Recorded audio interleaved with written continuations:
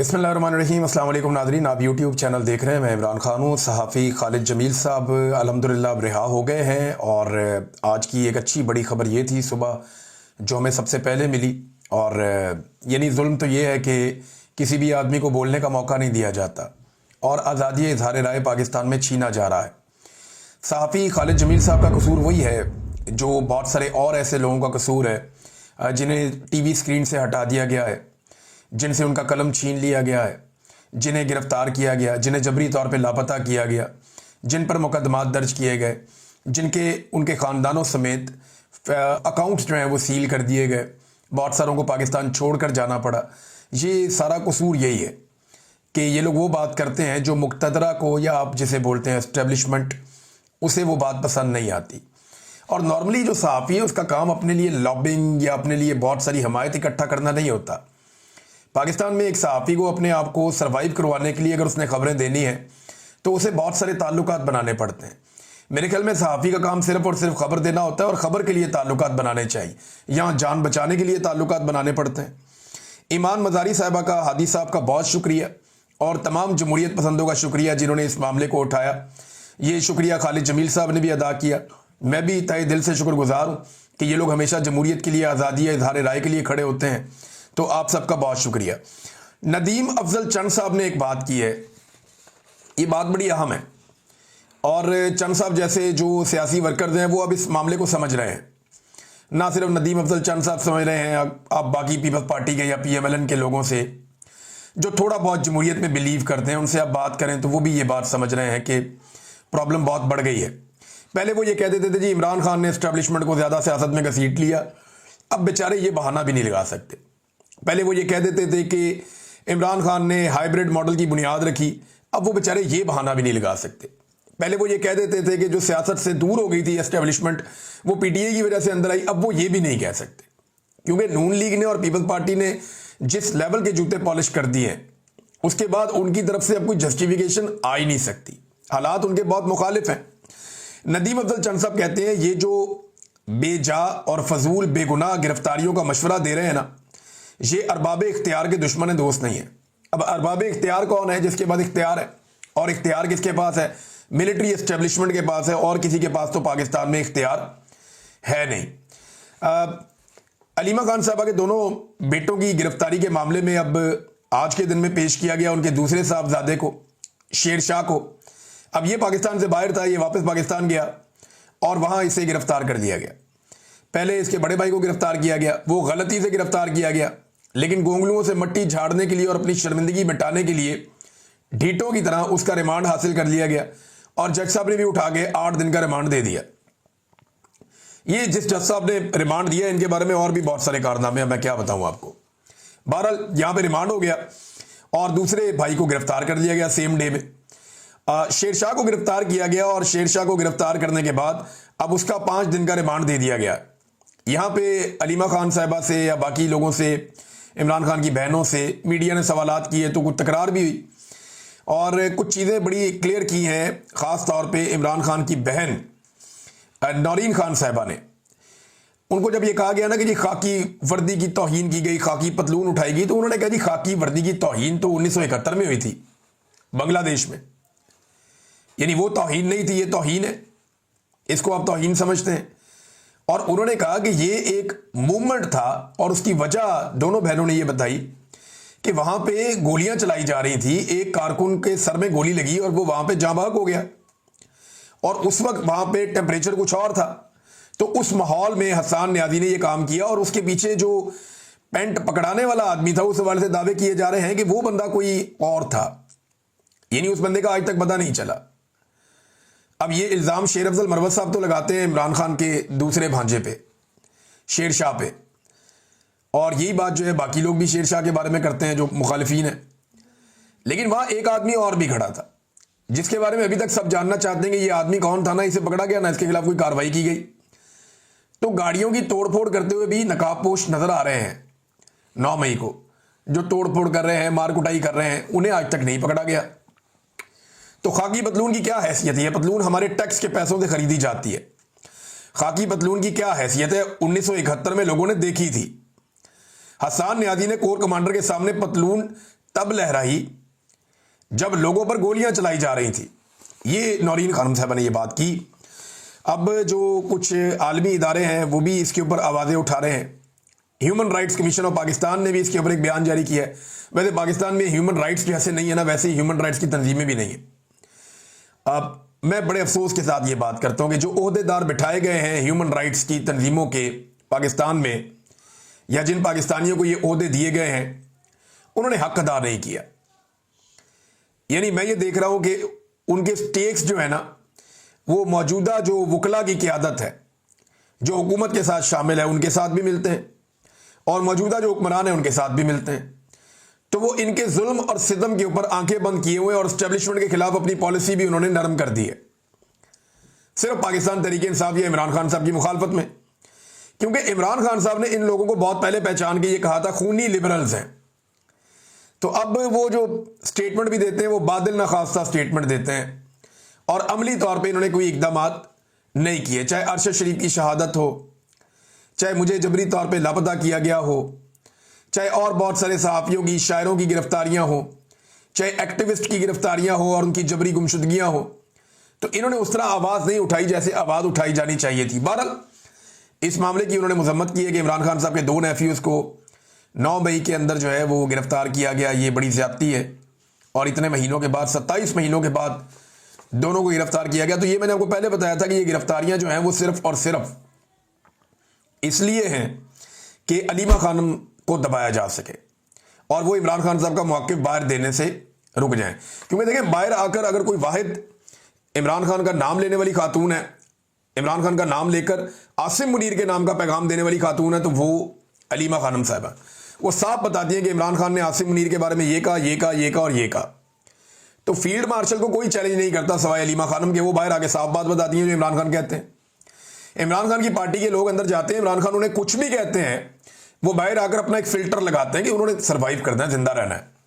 अलीमा खानम जो है वो कश्तियां चला के हर वो बात कर देती हैं। आज तक जितनी भी बात बाहर निकली हाफिज सैयद आसिम मुनीर के बारे में, वो ज़्यादातर अलीमा खानम के ज़रिए से बाहर निकली, इसीलिए उनकी मुलाकातें बंद की गई हैं। मीडिया बोलने के काबिल नहीं है, आपको पता है। मीडिया तो डिस्कस ही नहीं कर पाता, ना एक्सटेंशन डिस्कस कर पाता है, ना कोई और चीज़ कर पाता है। अब मीडिया मालिकान क्यों नहीं ये चीज़ें करते? क्योंकि उनको इश्तिहारात मिल रहे हैं, और इश्तिहारात उन्हें इतने ज़्यादा मिल रहे हैं कि मीडिया मालिकान को वफाक से इश्तिहारात 3 अरब से बढ़कर 11 अरब कर दिए गए हैं। 3 अरब से जो वफाकी इश्तिहारात हैं वो बढ़ा के 11 अरब तक पहुंचा दिए गए हैं। सूबों से अलग उन्हें बिजनेस मिल रहा है मीडिया मालिकान को। लेकिन इसके बावजूद मीडिया मालिकान ने जो है वो बेशुमार सहाफ़ियों को नौकरियों से निकाल दिया। कई इदारे जो हैं वो तनख्वाहें नहीं दे रहे, कई इदारे जो हैं महंगाई के साथ तनख्वाहें बढ़ा नहीं रहे। तो ये सहाफ़ियों के लिए नहीं हो रहा, मीडिया मालिकान को कंट्रोल कर रहा है इस वक्त पूरा का पूरा हुकूमती स्ट्रक्चर। और मीडिया ऐसा कंट्रोल हुआ है कि कोई सही खबर देते हुए, यानी जो बहुत ज़रूरी है, जो अवामी मफाद की खबर है, जिसे हर हाल में दिया जाना चाहिए, हत्ता कि फ्लड के बारे में, दीगर चीज़ों के बारे में, वो महंगाई के बारे में भी बात करते हुए 10 दफ़ा सोचते हैं कि इससे कहीं एस्टेब्लिशमेंट नाराज़ तो नहीं हो जाएगी, हमारे इश्तिहार तो नहीं रुक जाएंगे। तो मीडिया पाकिस्तान का तकरीबन फारिग हो गया और सोशल मीडिया ने उसकी जगह ले ली है। तो पाकिस्तानियों को भी ये चाहिए कि मैक्सिमम तवज्जो अब सोशल मीडिया पे दें, और वहाँ पे उन लोगों को दें जो उन्हें वो खबरें दे रहे हैं जो मुस्तनद हो सकती हैं या जिनकी तस्दीक हो सकती है। फील्ड मार्शल को आज बड़ा रौला अखबारात में रहा कि 1000 दिन उनके मुकम्मल हो गए। उस हवाले से बड़ी बड़ी अच्छी बातें उनके बारे में लिखी गई हैं। तो अच्छी बातें तो लिखवा ली ISPR ने और पाकिस्तान की मीडिया ने लिख दी, तारीफ़ों के तो पुल बांध लिए। ज़रा थोड़ी सी नेगेटिव साइड भी देखते हैं कि एक्चुअली ये फील्ड मार्शल के 1000 दिन पाकिस्तान को कैसे पड़े। नंबर 1, फौज के लिए बहुत बुरा था, 9 मई हो गया। फील्ड मार्शल अगर वो पॉलिसीज ना रखते और इमरान खान को गैर कानूनी तौर पे गिरफ्तार करने का हिस्सा ना बनती फोर्सेस, और जो कुछ इमरान खान के साथ हुआ वो तसलसल जारी ना रखा जाता, तो इदारे के खिलाफ लोगों का इतना रिएक्शन ना होता कि वो 9 मई को इदारों के बाहर या इनके दफातर के बाहर एहतजाज करने चले जाते। अब उसके बाद जो हुआ वो कंट्रोवर्शियल है, उसकी आज तक कोई इंक्वायरी नहीं हुई कि वो किया किसने और वो कैसे हुआ। बहरहाल 9 मई आसिम मुनीर साहब के दौर में हुआ। 8 फरवरी 2024 पाकिस्तान की तारीख की इलेक्शन की सबसे बड़ी डकैती आसिम मुनीर साहब के दौर में मारी गई। ये सबसे बड़ी डकैती है। इसका सिंपल मैं आपको ये बता देता हूं कि पाकिस्तान की तारीख में इलेक्शन बहुत चोरी हुए, لیکن اتنے بڑے پیمانے پہ کبھی الیکشن چوری نہیں ہوا کہ 17 سیٹوں والے کو اٹھا کے پہلے حکومت بنا کر دے دیں اور اس کے بعد اس کو 2/3 اکثریت بھی دلوا دیں. تو یہ ڈکیتی بھی آرمی چیف کے دور میں ہوئی, اسی آرمی چیف کے دور میں ہوئی. 26 نومبر 2024 پہلی مرتبہ مظاہرین کے اوپر, ایک سیاسی جماعت کے مظاہرین کے اوپر جو پرامن تھے, غیر مسلح تھے, نہتے تھے, ان کے اوپر اسٹریٹ فائر کیے گئے, سنائپر کے ساتھ انہیں گولیاں ماری گئیں. یہ ایک واقعہ بھی پاکستان میں ہوا اسی آرمی چیف کے دور میں. ہاں, ایک بھارت کے ساتھ لڑائی کا معاملہ ہوا جس میں پاکستان نے بھارت کے جنگی طیارے گرا دیے, جس میں پورے پاکستان کی, پوری دنیا کے اندر جو ہے وہ واہ واہ ہوئی, پاکستانی فورسز کا مورال بلند ہوا. تو یہ ایک واقعہ ایسا ہوا جس کو ان کے دور کا اچھا واقعہ کہا جا سکتا ہے. لیکن اس کے بعد یہ فیلڈ مارشل بن گئے. نہ 1 انچ زمین فتح کی گئی, نہ زمین کے اوپر پاکستان کو کوئی کامیابی ملی, نہ کشمیر آزاد ہوا, اور نہ ہی پاکستان بھارت سے اپنا پانی چھڑوا پایا. یہ سارے کام پاکستان نہیں کر پایا, لیکن فیلڈ مارشل عاصم منیر صاحب بن گئے. اور ایک اور چیز, عاصم منیر صاحب کی زیادہ توجہ ان کے اپنے ٹینیور میں, ان کے اپنے کام کے اوپر تو رہی ہوگی, جو آرمی چیف کی ڈیوٹیز ہیں وہ تو انہوں نے ضرور کی ہوں گی, لیکن اس سے زیادہ رپورٹ ہوا ان کے معاملات وہ والے جو سیاست پہ, معیشت پہ اور انتظامی معاملات پہ رہے. تو ان کی توجہ, حالانکہ حلف اس کی اجازت نہیں دیتا, لیکن ان کی توجہ دیگر معاملات کی طرف بہت رہی.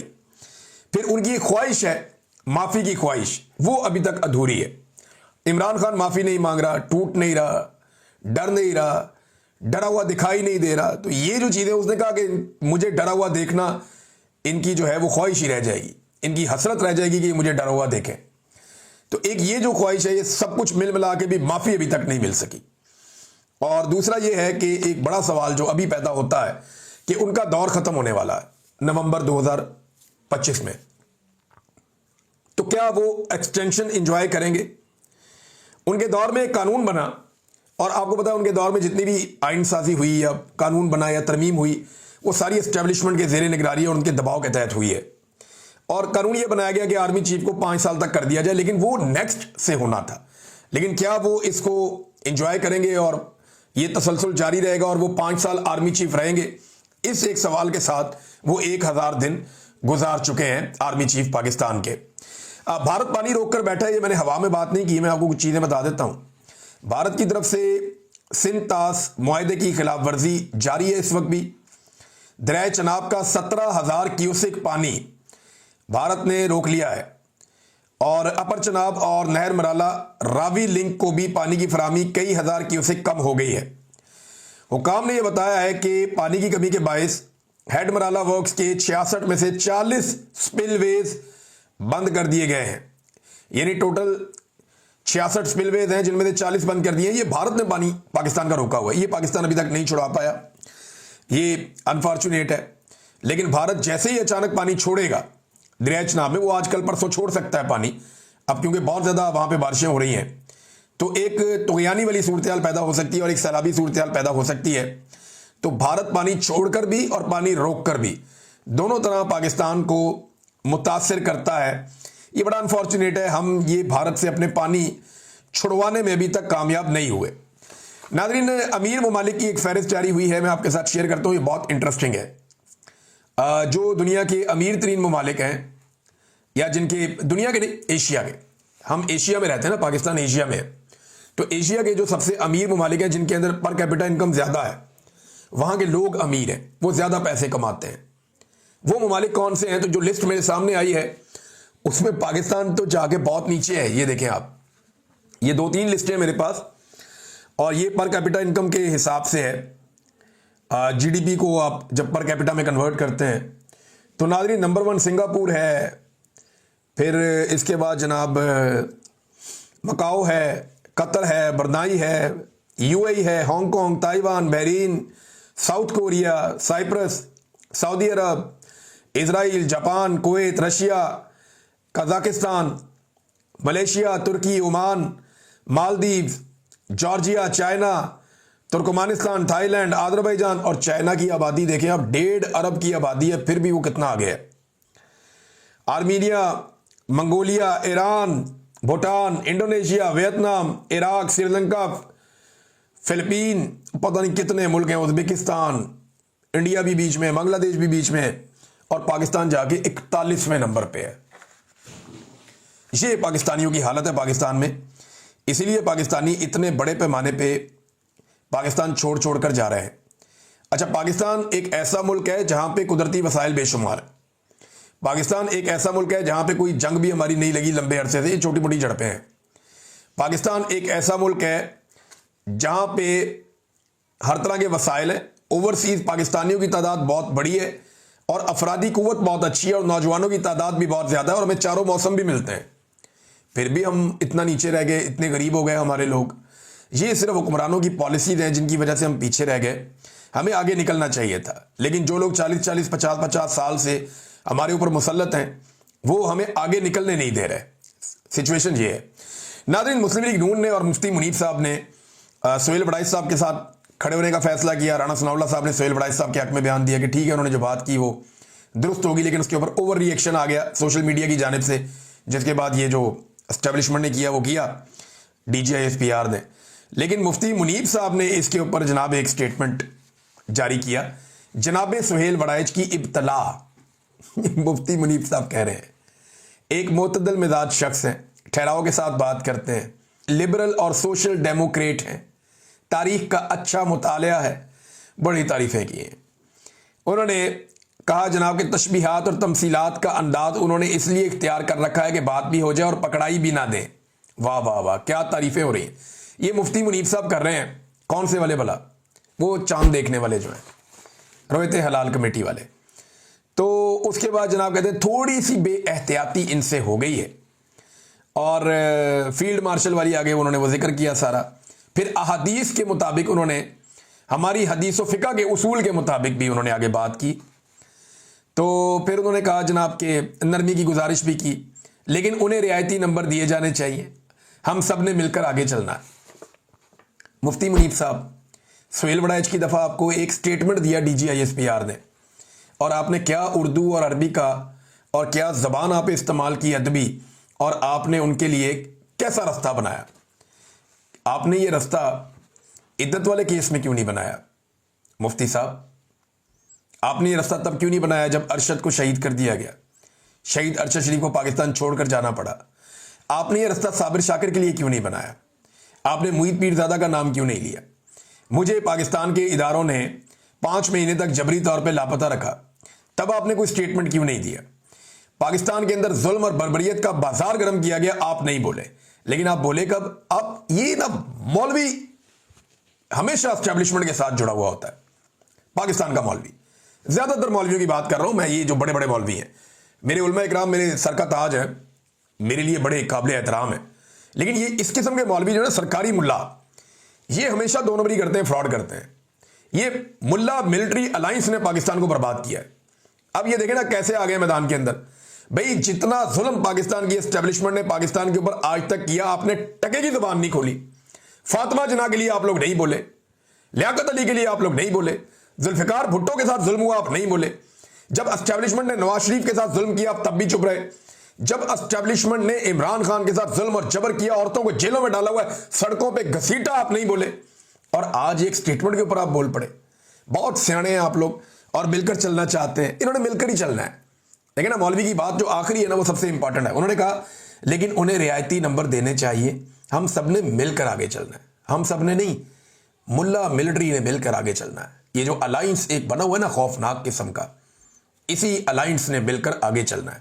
یہی مولوی عمران خان صاحب کے دور میں جب تنقید ہو رہی تھی, جب عمران خان صاحب عالمی سطح پہ آواز اٹھا رہے تھے ناموس رسالت کے لیے, تو یہ مولوی سڑکوں پہ تھے.